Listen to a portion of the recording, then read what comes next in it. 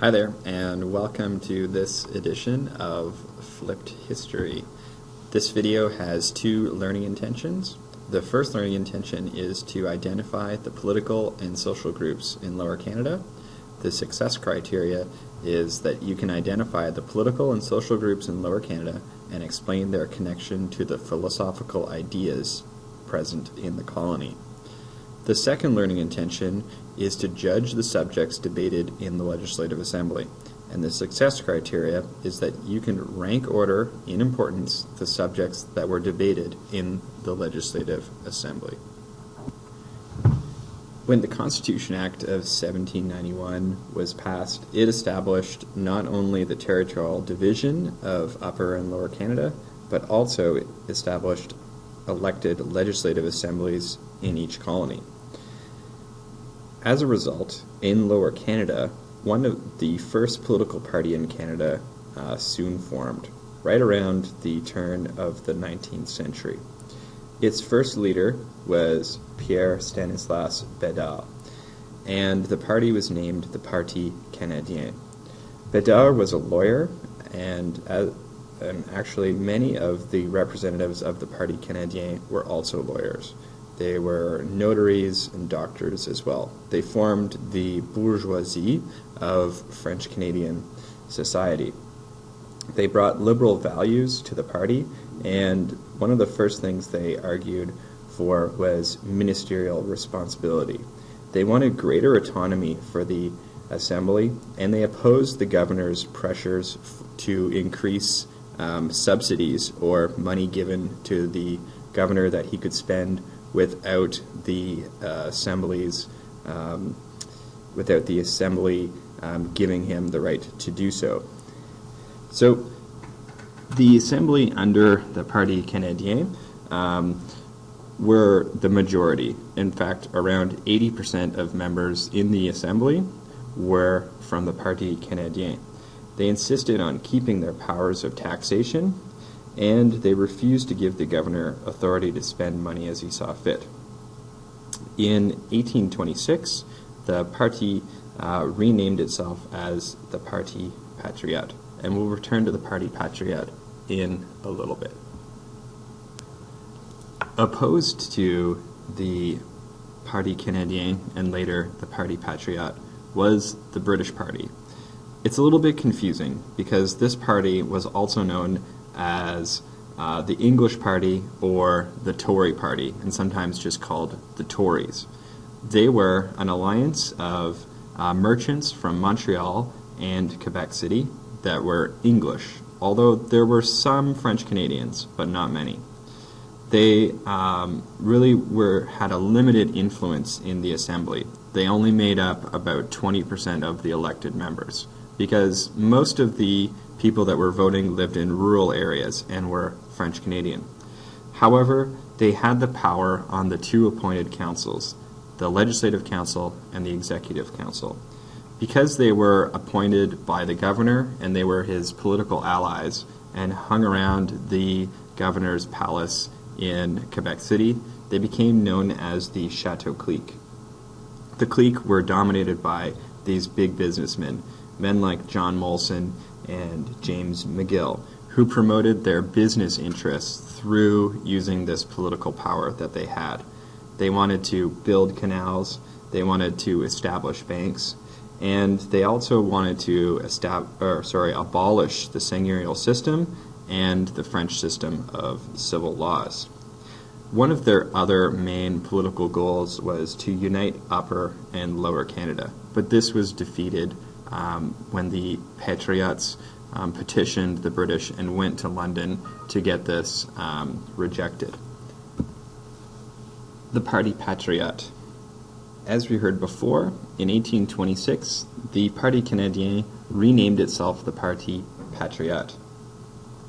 The party had been led by Louis-Joseph Papineau since after the War of 1812. And these radical members of the Parti Canadien started to see themselves more and more as patriots. They were not only liberals, but they were trying to defend what they saw as a nation. Since they had achieved a lot of political success, they could claim legitimacy, or they could, by what we mean by that is that they can claim that their ideas had the support of the people because they continued to have electoral success. They could say with some authority that the people were behind them. They represented the liberal bourgeoisie thought in line with other Republicans from other Western countries. So we can't think of the rise of the Parti Patriote in isolation. There were Republicans and liberals gaining power and ascendancy in other places around the world as well. So they began to argue for responsible government, and in particular the election of the Legislative Council.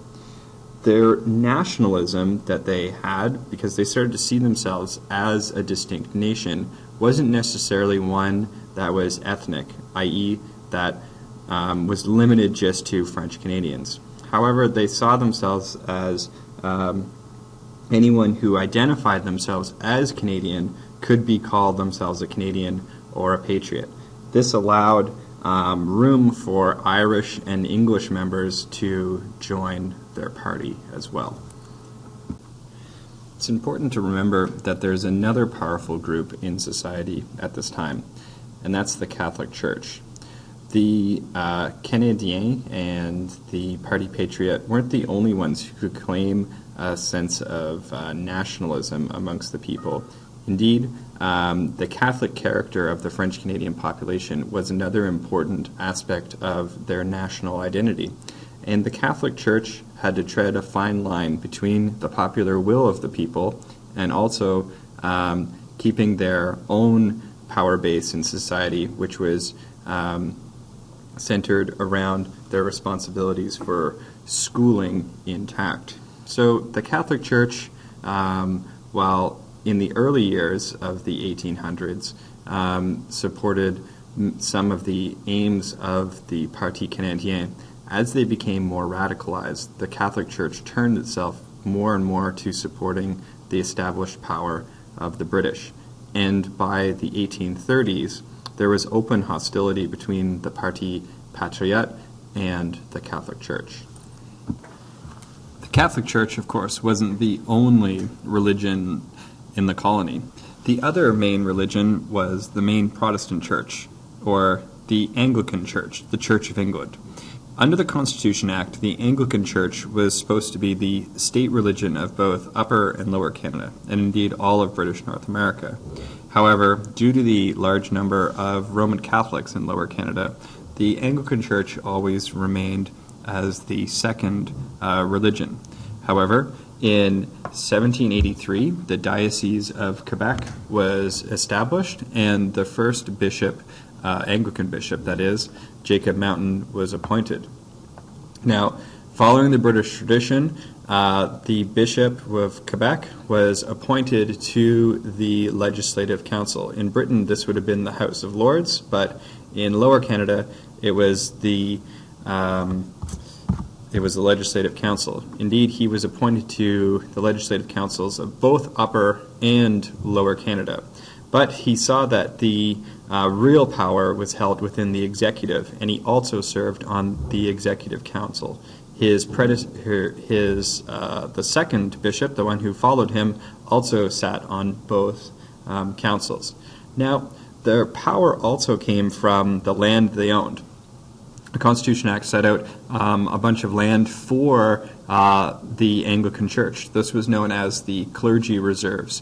And the money that came back from the rents on this land was not inconsequential. By the 1820s, the Anglican Church in Lower Canada was controlled almost 600,000 acres and was making about £3 million a year. So the Anglican Church, although while small, still had a pretty significant impact on the colony. Well, thanks for watching. As you finish your notes and your summary, please consider the following essential question. How do ideas both complement each other and conflict with each other?